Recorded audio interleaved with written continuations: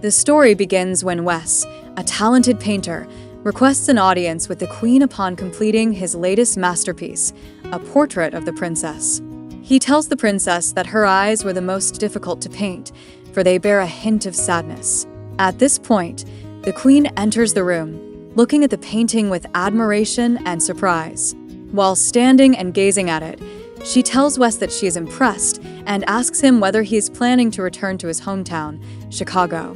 Wes appreciates the compliment and tells her that he would be leaving for Chicago early the next morning. Princess Amelia invites him to remain to dinner. Camille appears to the princess at this point and informs her that, due to a prior engagement, she would not be staying for dinner. Later, Amelia is left alone with Wes in a dark room. Wes tells Amelia how lovely she is and takes her hand in his. He asks Amelia to visit America. Amelia says she'll definitely visit whenever she finds some time. As their lips are about to meet, Wes abruptly pulls away. After this, Wes bids farewell to the royal family and enters a car headed for the airport. The next morning at breakfast, the Queen and Amelia are facing each other. The Queen senses something between Amelia and Wes and discusses Wes's paintings and the passion with which he had spoken about his work. In another scene, Amelia calls her uncle in America and convinces him to call the Queen on her birthday and suggest a family reunion. Amelia goes to see her mother after the call. The Queen asks if she managed to persuade her uncle, but Amelia replies no. The Queen then reminds Amelia not to forget royal protocol and not to run around in America. Andreas, the Queen's brother, informs her bodyguard Grady that the Queen and her daughter will be arriving soon. He makes it clear that the well-being of the princess will be Grady's responsibility. Amelia informs Camille about the trip. She tells her that she will visit her uncle first, then head to Chicago to see Wes. Amelia phones Wes and tells him her travel plans. Amelia invites Wes to come to Los Angeles, but Wes says he is occupied with artwork and has no time. He advises Amelia that after spending some time in LA, she should go to Chicago instead. Amelia is somewhat disappointed. She had hoped to meet Wes in Los Angeles. However, she's determined to make the most of her trip, visiting her uncle, then Chicago, and possibly even spending time with Wes. With renewed hope, she continues making plans for her excursion. In another scene, Camille tries on a shining silver outfit on Amelia, but Amelia is more concerned about what to wear for Wes's gallery opening. Camille replies that it all depends on whether she's invited to the event. When they reach America, the Queen asks Amelia and Camille to hand over their passports. Amelia and Camille object, saying that they are not kids who need to be watched. At Andreas' home, he welcomes them warmly and introduces Grady to Amelia, her prospective bodyguard. Amelia immediately shows her displeasure and tells him that she doesn't need anyone trailing behind her like a shadow. Grady offers to take her around Los Angeles, but Amelia looks at him skeptically. The Queen tries to make her believe that Los Angeles is dangerous and that she really needs a bodyguard. Amelia is still unconvinced and tells her that nobody will recognize them. Grady, referencing social media, tells her that he already knew who she was before he even started working. Tension pervades the air. To relax the mood, the Queen requests some tea. They sit around the table talking about future plans and Andreas' birthday. Andreas praises Amelia, telling her that she's become a formidable woman. Amelia says she's still training herself to eventually take over as queen. The next day, Amelia departs, not wishing to be tailed. Walking, she leaves a phone message for Wes in which she informs him that she'll be in Chicago tomorrow. Grady suddenly appears from around a car carrying a white towel. Amelia jumps back with surprise. Grady assures her he's only washing his car. Amelia reminds him not to be tailing her tonight on a party night. Grady retorts that he's simply doing his job. Amelia steals the car keys from him quietly. She arrives at the party wearing a stunning evening dress. She and Camille plan her escape. Camille, with big eyes, asks her, "Are you sure this is the right thing to do?" Amelia catches Grady sneaking around at the party and orders him never to do that again. Grady indicates it's his job to protect her. Amelia quickly gives up trying to prevent it. She knows no one will back her. She packs her bag at first light and gets into the car. Her heart is racing. When she turns the key, the headlights light up the driveway. That's when Grady interjects from the passenger seat. "Good morning." Amelia is dismayed. Grady informs her it's his car. Amelia lies and reports that she had picked up the key on the floor and was going to give it back. But Grady notices the luggage, and Amelia is cornered into telling the truth. She asks Grady to drop her off in Chicago. He declines and informs her he has already informed Andreas of everything. Andreas arrives. Amelia informs him she had to view the painting he had recommended. Andreas inquires, "Is that what led you to Los Angeles?" Amelia apologizes. But to her astonishment, Andreas allows her to travel to Chicago to experience freedom and joy. Amelia hugs her and thanks him sincerely. Andreas orders Grady to drive Amelia to Chicago. He reminds him of the fact that he must leave on a trip in 2 days' time. Andreas promises he'll catch up and even offers Grady his preferred vehicle so Amelia will have a comfortable ride. While driving through Nevada, Queen texts Amelia. Amelia sends a photo of the famous Hollywood sign to make her mother think that she's still in Los Angeles. She asks Grady when they will be in Chicago. Grady answers back, Monday. Amelia's heart fills with hope. Wes's gallery opening is this Wednesday, so there's still time. She informs them that she is hungry and that they need to stop somewhere. In a road diner, Amelia inquires of Grady, "Do you still think people will kidnap me?" Grady replies by laughing. Then he asks her the question, why she does not visit America more often. Amelia sadly replies, "My father also planned to come with me, but he passed away." Amelia and Grady continue talking until Grady asks Amelia if she's in love with Wes. Amelia assures her that she's not in love with Wes. She just sees potential in him. She says she needs to go now because if her mother steps down and she becomes queen, she never might get to go again. Amelia asks Grady if he believes in love at first sight. Grady replies no, since for love to occur, individuals must know themselves, and even then, real love is effort. The waitress arrives and places their order. Amelia is thrilled by the scenery on the road in Utah. She starts taking photographs and videos to capture the moments. She suggests to Grady that they can go on a camping escapade, as in the movies.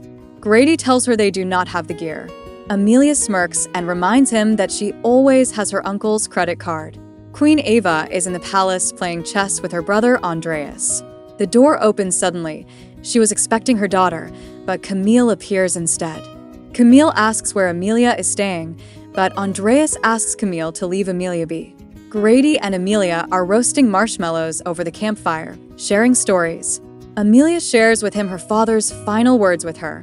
Her marshmallow catches fire at exactly the same moment that she does so, and they both burst out laughing. Grady shows her how to put it out and roast it just right. Amelia is thankful, and their laughter grows louder. As Amelia is driving, she notices a festival and asks Grady to pull over. She discovers their products she had never seen before in Banbury. She buys a snack. They approach a booth where a girl is setting up a ring toss game. Amelia says she'll play. Grady reminds her she needs to put down her snack, so she'll have both hands free. Taking Grady's napkin, Amelia wipes crumbs from her mouth. She misses on the first try, but on the second try, the ring falls onto a bottle straight away. She shrieks in delight and hugs Grady.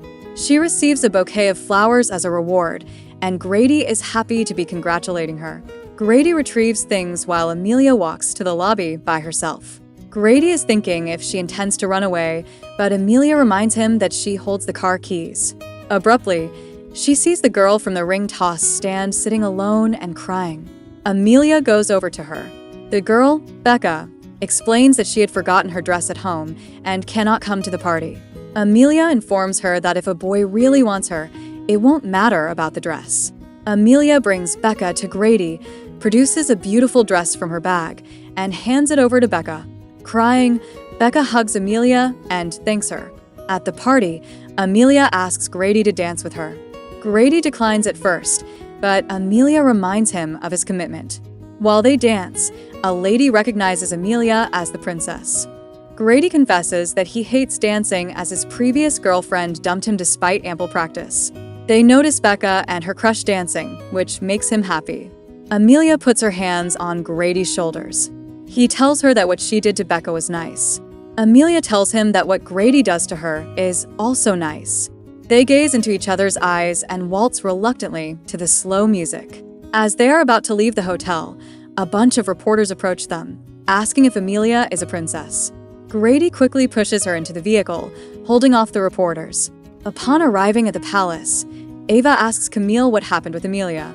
Camille cannot speak, so Andreas shares the truth with her. Ava is furious with both of them. In Colorado, Wes calls Amelia and apologizes for not answering her calls. Amelia tells him she's in Colorado and it's bad weather there, but Wes tells him that he is busy until Wednesday. The call gets disconnected. Rain starts pouring and Grady and Amelia get shelter at a hotel. The owner, Rosemary, welcomes them and asks whether they are married. Amelia tells him that Grady is just her driver. Amelia goes into her own bedroom and sees the crochet blankets that Rosemary made herself. She peeks into Grady's room, but he catches her and she disappears. When she opens the bathroom door, she sees Grady in a towel and screams. Amelia admires Grady's shirt during dinner. Rosemary brings wine, and Ari, her husband, brings food. Amelia inquires about their relationship. They respond that it was love at first sight and that they have shared the same loving space for 50 years.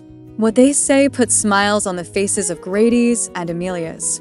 After dinner, Amelia asks Grady if he now believes in love at first sight. Grady answers by telling her perhaps it worked for them only. Amelia likes the way he thinks before speaking. Grady answers by telling her one should always treat their heart with care. They develop a romance mood between them, and Amelia says goodnight. Amelia talks to Rosemary in the morning and learns that they can't stay in the house due to taxes. Rosemary tells her that home isn't bricks and mortar, it's Ari. Amelia and Grady depart once again. Amelia receives voice messages from her mother. She lets her know that she doesn't want to go to Chicago but would rather visit Nebraska, where Grady is originally from. On the way, she asks Grady whether he believes that her eyes are sad because Wes told her they were. Grady looks into her eyes and tells her no, they are just beautiful. Amelia attempts to kiss him but is interrupted by the arrival of the farm owner who pushes them away. They arrive at Grady's house. His parents welcome them. Amelia calls Camille and asks about her mother. Camille says that she is proud of Amelia. Grady's father and son talk about the past, and Grady apologizes to them for leaving them behind. During dinner, Grady's mother asks them about the trip to Chicago, and Amelia explains everything. In the stable, Amelia tells Grady she had believed she was going somewhere, but now she was going towards herself. When they arrive in Chicago, Amelia is not speaking. Grady asks if she is not happy to see Wes. Amelia says she is happy but will miss these moments. Grady leaves her at the art gallery. Amelia wistfully says she wishes to see him again in Los Angeles. Wes comes to pick her up. Amelia longs for Grady, but goes into the house with Wes. At the show, Wes shows off his new paintings. One of them is a lovely couple. Amelia says it reminds her of a couple whom she had seen on the road. Amelia photographs people. Wes lets her know perhaps if they go out, then it will be in the papers. Amelia gets upset. She asks Wes if he has ever changed for love or loved. Wes lets her know no, because he has built his career and life in Chicago. Amelia smiles and informs her there is work elsewhere. On the farm, Grady's mother tells him that love will seek its way if it's genuine. Queen Ava is by the window. Someone opens the door and comes inside. She apologizes to her mother and says that Wes is not the man for her. Amelia tells her mother that she is in love with Grady. The queen is happy and tells her to go out and make him know. Amelia returns to the farm and presents a gift for Grady's parents' wedding anniversary. They are overjoyed to see her. In the barn, Grady sees Amelia. He lets go of the horse's reins. Amelia tells him that she is back to show him he was wrong, that love may happen in a matter of days. They kiss each other as Grady strokes Amelia's hair tenderly, confessing their love.